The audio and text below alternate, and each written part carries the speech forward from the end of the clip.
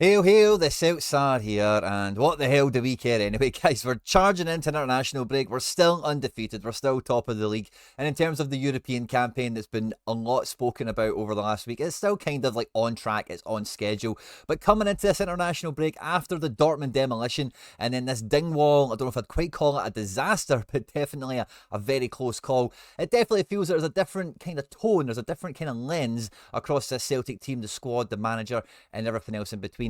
In the video today, we're going to be breaking down what we've seen in Dingwall, Celtic versus Ross County, what worked well, what went for us and against us, and ultimately, why was this match a bit of a struggle and how did we end up getting the win in the end, as well as all the usual stuff we do on these videos like player ratings and different tactical insights and whatever we can offer here on the channel at any point in the video. If you do laugh, you learn, you like something or whatever, please do like and subscribe to the channel for more content like this. We are pushing for 10,000 subscribers, boys and girls, and we cannot do that without your support. And get into the comment section in this one. I always love to hear your big takeaways, thoughts and feelings on the game that we're talking about in the video. And yeah, let's just get stuck straight into it, because this was a game that couldn't really come quick enough after Tuesday night. I think Celtic fans, we all just wanted to get to Dingwall, get back to domestic action and start to flex those muscles again, start to feel good about the squad and everything else that we've been feeling good about up until that Tuesday night. But when the game comes, 12 o'clock, early kickoff, my optimism was lifted. You know, the 3 changes that me and McBride Ace expected on the channel when we did the Thursday night stream previewing the game, predicted 11s and all that stuff. We've seen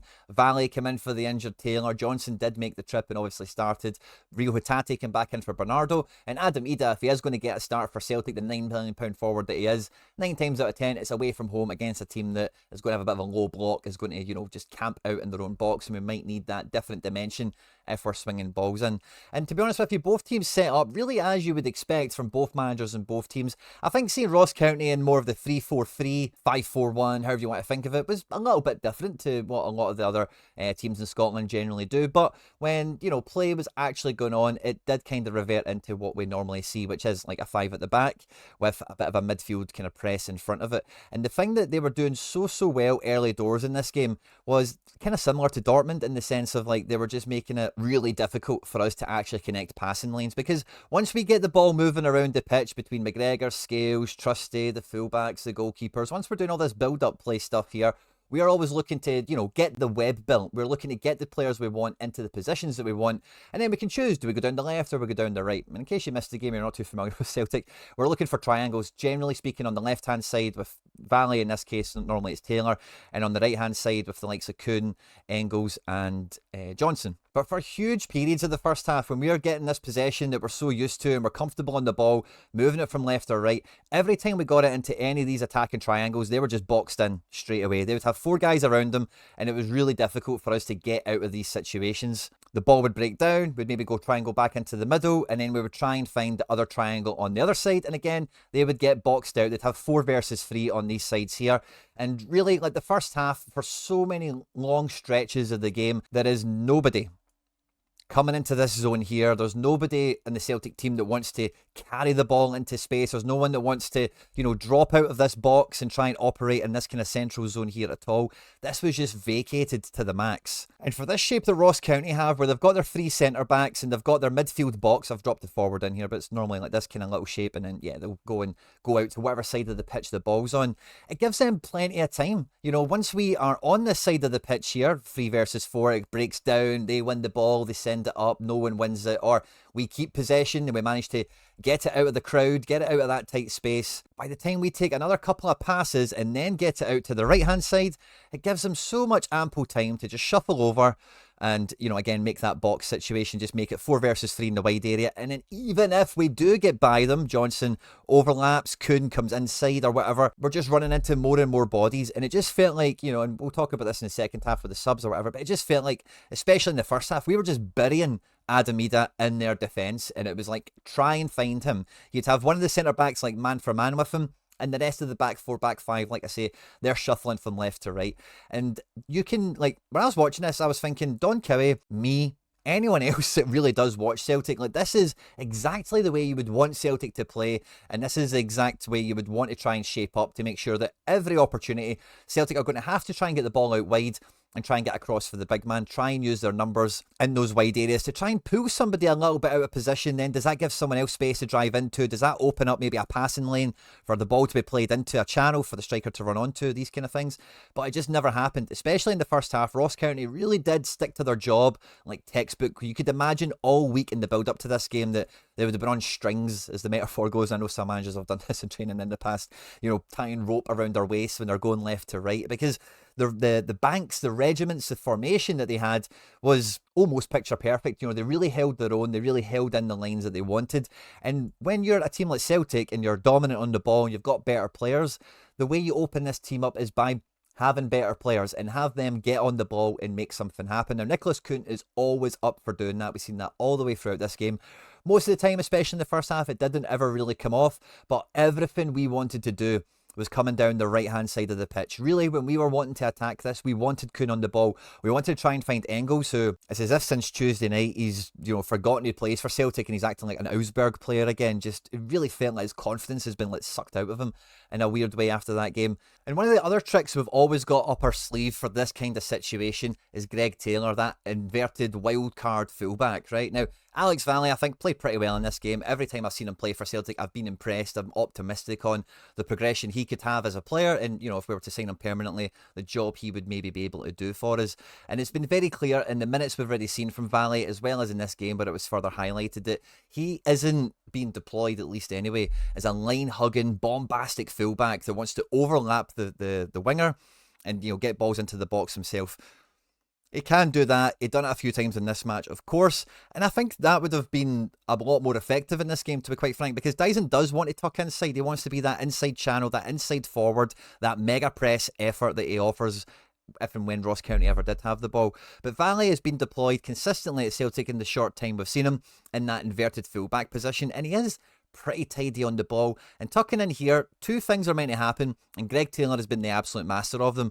Number one has been a bit of a cover for Callum McGregor, because McGregor is the moth to the light. He is going to be around the ball, if it's on this side of the pitch or on this side of the pitch, and he's always going to want to be involved as a get out of jail free. For when this triangle does get boxed in, can he be the out ball to get us out and then go back to the defence and round out and go out their side of the pitch, that sort of thing. So the Taylor, the inverted fullback, normally gives that centre ground a little bit of insurance, a little bit of cover. But the other thing that Taylor does that really helps us in these games is he pops up everywhere. He could be coming down the left-hand side as like a forward kind of position. He could be in this kind of attacking midfield area in front of the box, out in front of their defence. And we've seen him pop up on the right-hand side countless times. And that energy, that, all-out attacking, attitude that he has really causes these systems a lot of problems, because these systems, you think about Ross County, St Mirren, Kilmarnock, whoever it is we're playing against, are designed for keeping with your man, right? There's three on this side here, put four around them and make it really tight and compact. And when somebody like Taylor comes over here, it's almost impossible to deal with, because everyone else has a job. They're with the midfielder, they're with the forwards, or with the wingers or whatever.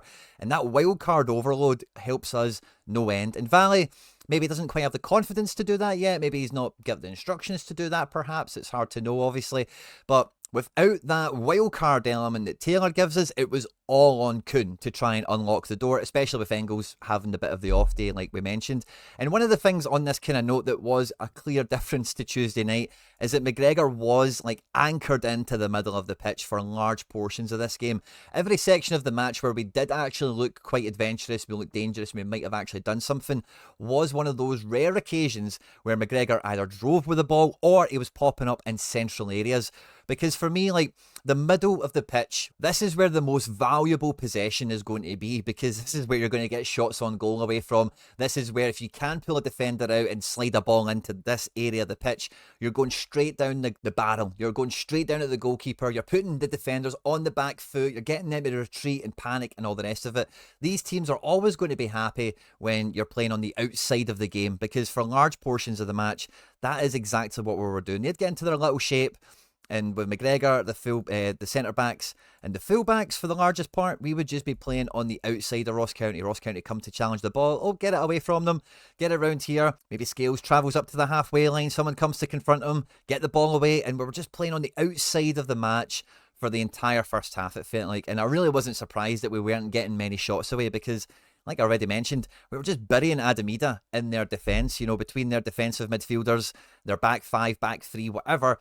And I know sometimes he was dropping into the pocket. He never really got found or whatever. But he was like a man down. And not the sense of like he was bad, but it was just like we didn't have anyone up there. We never found him. We never made use of him. We never got any tactical advantage from having him on the pitch. And it's one of the main things that really does irk me about Celtic in this current form that we have, because the midfield is not built, it's not constructed to own the middle ground, to control the centre ground, because Hatate is always going to be pushed out into this area to be more of that attacking triangle on this side, and Engel's the same. That's what we want to do. We actually want to try and rip the opposition over two halves of the pitch. We don't want them in the middle, actually. We want to have them going from left to right and really shuffling and losing guys over their shoulder as they're moving from left to right, that kind of thing. But when you have your midfield so far apart, so disconnected from one another, you can only go out wide. You can only hope for some of these things that we've spoken about already to be your route to go, to be how you're going to actually cut them open and win the match. And I was really disappointed in Hatate. I don't know if it's instructions, I don't know if it's a lack of confidence, because he was dropped for the game at Borussia Dortmund. He's not really, the last international break he went away with Japan, didn't get a minute there. And he's a guy that's definitely had consistent, like, progression and then knockbacks since he's been at Celtic. He looks great, he looks unreal. Maybe he gets injured, maybe Rodgers drops him for Turnbull when Rodgers first came back in. The Japan manager doesn't pick him, the Japan manager picks him and doesn't play him.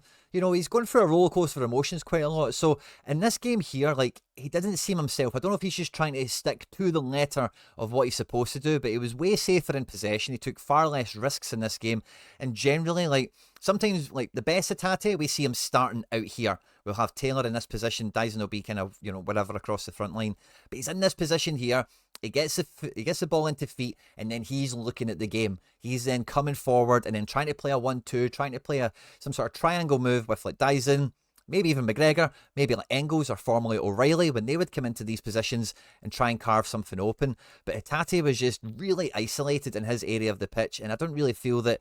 Yeah, it just didn't really feel like he was himself in one way or another. Maybe the instructions, the pressure he's putting him on himself to make the manager happy, make the Japan manager happy with his style of player progression or whatever, I don't know. But it just felt like McGregor was a lot more anchored into the middle ground here, a lot more so than Tuesday. And the good moments in the match, he did let himself off the leash. He did give himself that room to roam, take the shot from the edge of the box, maybe come out onto this area of the pitch once or twice to help out. But the best McGregor we have is the McGregor that drives, the McGregor that overloads, the McGregor that goes forward, plays those forward passes.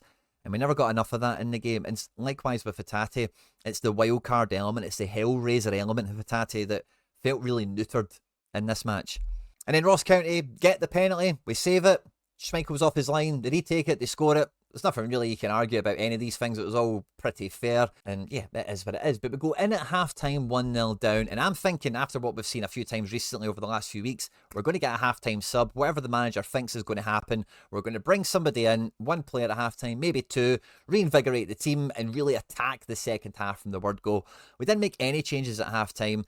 And I don't know, did we start the second half with a bit more vigour? But the turning point for me in the game was when we made the triple substitution. And what Bernardo gives you, you really felt that in the first couple of instances he was involved in the ball. Just a lot harder to get off the ball. And although he's not going to drive and penetrate through the middle and really cut somebody open with an amazing pass, he's very sideways, if not backwards most of the time. But he was just a bit safer to actually get the ball in this area here, maybe travel 5 yards.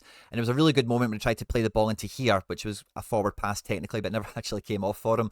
And, that was fine. McCowan had a lot of the energy that normally Hatate gives. It just wasn't there. And you really did feel that the tempo, the pace that he was offering in these kind of zones here just made it a lot harder for Ross County to deal with. And I don't know, people are saying Kyogo made a difference second half. I really don't see it, to be honest with you. Yeah, fair enough, he's that threat. He's coming off the bench fresh and he's going to be motivated. Ross County are maybe a little bit extra scared of him because he's quicker, he's sharper, he can hide in the shadows and come in at blind spots and all that kind of thing.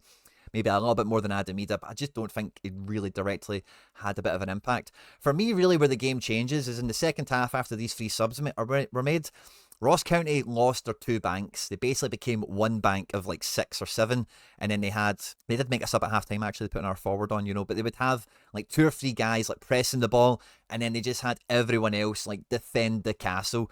And that really, really played into our hands. I think, so often over the last couple of years as a Celtic fan, you're looking at Kyogo starts the game, gets some great balls into him, but he doesn't take advantage of them. And you think, Giacomakis or O or Ida would have scored them. And then when Kyogo's on, or when they're on, they get the kind of slice balls through the channel and all that kind of thing, and they don't take the chances. You're like, oh, why weren't those balls played for Kyogo? And it felt like, you know, when Kyogo was on and when Ross County do this, you kind of actually want Adam Ida on the pitch at this point. But ultimately, it was quite immaterial, because the longer any team kind of sits in like this and just makes it like one line of defence and then a couple of guys just running around to press the ball without that, two banks to make the channels really hard to play in, we just could get everyone on the edge of the box way easier. And then it was just about waiting, taking our time, wait. And actually, as I'm kind of updating the board here, moving everyone around, there was an extended period of the time in the match here where we were actually playing Trusty as left. I think it was after like a set piece or something, but there was like 10 minutes where he was left back and he was coming down the line and putting balls in. And that's kind of like the Taylor wildcard element coming into this, where a guy that the opposition do not expect is affecting them in the final third, has been an option for us, is carrying the ball, is delivering stuff in. And I actually thought Trusty looked pretty handy out there as a left back of all things in this match, in those couple of instances that he had out here. So, you know, I tip my cap to him. He did a great job from right centre back to left back in the blink of an eye, as it were. And ultimately, this is where the goals come from. You know, McGregor takes the shot, it comes off, you know, Alistair Johnson's thigh, and off it goes. And then Nicholas Kuhn, because like at that time when it's a draw, they've got their strikers on, they've lost a bit of their discipline, they've lost a bit of their shape, they're also tired and been ran ragged, because we have had the majority of the ball and moved it from left to right relentlessly, which I know is part of the feature of that style of play, is that when you do get to the last 10 or 15 minutes, you should be playing like a very weakened opponent, mentally, physically, all that kind of thing. But it comes from a great counter-attack. It's the first time we have space to play into, and, you know, don't you just trust Nicholas Kuhn to put that ball away and get the winner? And the wee man is an absolute hero. And like I said earlier, in this type of shape, in this type of game, you are asking for the talent to really rise to the top and go on and win the game. And Kuhn absolutely done that for me. I don't think Bernardo really changed my opinion too much in this game. Same with McCowan. And again, I hear a lot of people saying McCowan should play for McGregor at times.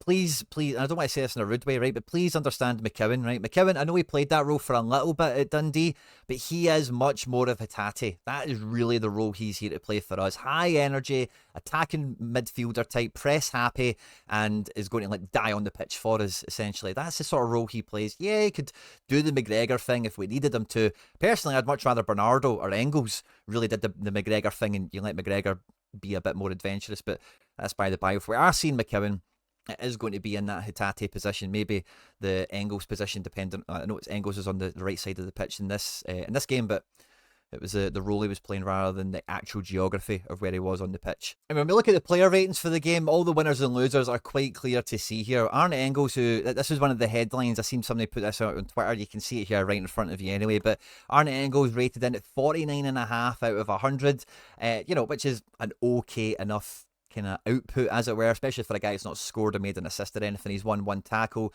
he won 3 duels, lost none, 35 passes, 15 of them into the final third. 3 attempted assists, so that'll be like corners that somebody actually got a shot away from. 10 penalty area entries, a lot of them would have been corners as well, but 49.5 out of 100. Luke McCowan comes on, also ranks in at 49 out of 100. He didn't win any tackles, he won 3 positive duels, he won 4 but lost 1, 28 passes, 20 of them in the final third, so much more on the box, much more in the final third, like we were just talking about. And in the attacking sense, he still managed to, play a few balls into the box, that sort of thing. So really good for McCowan.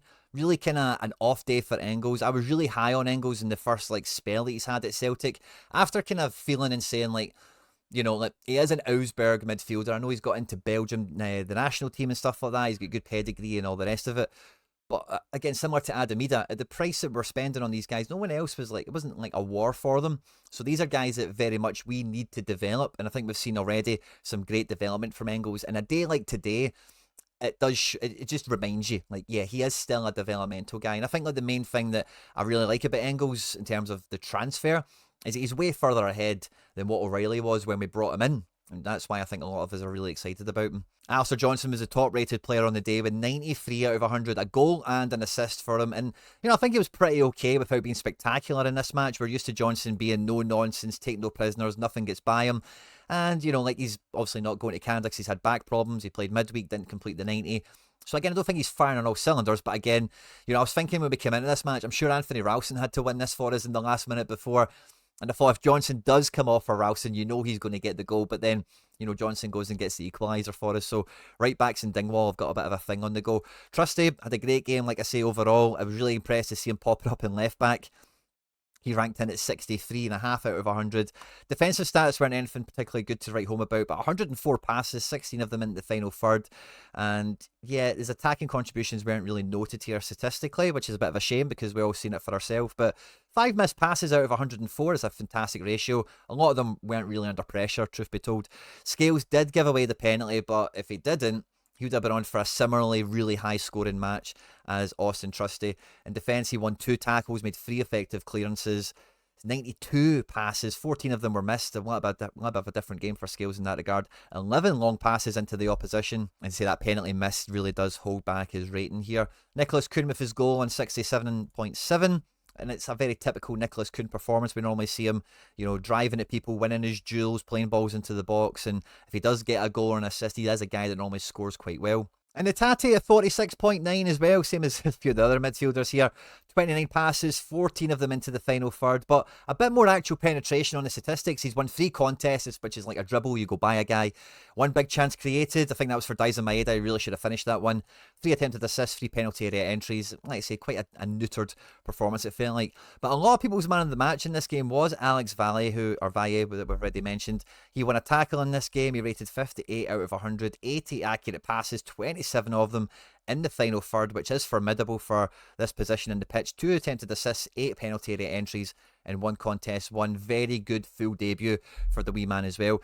I did think Schmeichel had a good game despite the penalty going against him. I really was buzzing when he saved it, and I thought, oh, brilliant, he's going to have a great game, keep the clean sheet going. Obviously the retake happened and you know the rest, but he only missed 1 pass in this game. He subsequently only lost possession once as a result, but he had to make 4 saves, 3 save shots from inside the box, a good high claim in there as well, and overall a pretty decent performance. The rest of the subs didn't really do too much. Bernardo on a 43, Forrest on a 43, and yeah, I think this does paint a pretty good picture. The second high scorer in the game, but of course, was captain Callum McGregor. He gets his assist in here. He rates an 89 out of 100. He was fouled twice, which was, you know, nice. The fouls he was picking up, they were in the second half, and they won his kind of important free kicks that got us up the pitch. He won a tackle for himself. Won 1 positive duel, so he won 5 and lost 4, which isn't great. 115 accurate passes, the highest pass marks that we've seen in the match today. 38 of them into the final third. 9 of them went missed. But of all those balls that went into the box, only 7 of them went into the penalty area, which resulted in 1 of them being an attempted assist, 1 of them being a big chance created. So again, it wasn't exactly a swashbuckling performance from really anyone. And this game overall was really frustrating for me. I know we're going to come out of it with like the hallmarks of champions and, you know, getting in and digging in deep and getting the result when you're behind and at a difficult ground, away from home, played midweek in a tough place and yada yada and all the rest of it. But like, if Ross County had kept their discipline a little bit longer in this match, and Johnson's goal was, I don't want to say lucky or whatever, but like, it's not like an ingenious bit of play or a really good shot that's went in. Kuhn's goal, of course, was, but you know, there was a bit of fortune that again kind of came into it a little bit. And with Brendan's post-match comments on Tuesday night, I don't know, man. I just feel like this should be an amazing time for the team. This should be something that we're kind of growing into and we're starting to excel and we're going to qualify in that middle segment of the Champions League. We're going to win the league again. We're going to chase down our treble. But these little things really do just bring into question the overall game plan and the actual strategy of the team, the transfer policy also as well, which we're not going to get into in too much detail in this video. Don't forget to drop your comments down below about what your big takeaways were for the match. These were mine, certainly. I'm always interested to catch what yours are. At any point in the video, if you did laugh or learn or like something or whatever, I hope you have hit that subscribe button already. On screen and now some other stuff that we've made that YouTube thinks you might enjoy. Enjoy the international break. Stay tuned to the channel for more content like this. Hail, hail, and won the hoops.